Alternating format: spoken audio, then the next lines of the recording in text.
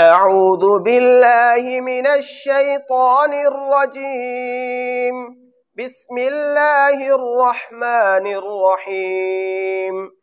يا أيها النبي جاهد الكفار والمنافقين واغلظ عليهم ومأواهم جهنم وبئس المصير.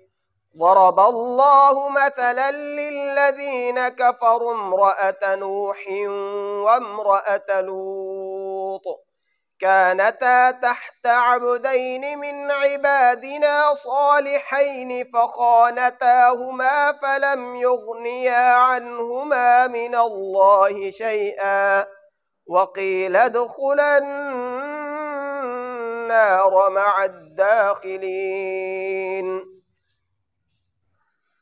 وضرب الله مثلا للذين آمنوا امرأة فرعون إذ قالت رب ابن لي عندك بيتا في الجنة ونجني من فرعون وعمله ونجني من القوم الظالمين.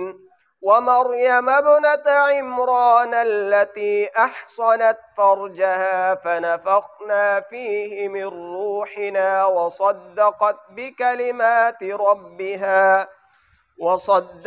بكلمات ربها وكتبه وكانت من القانتين. صدق الله العظيم.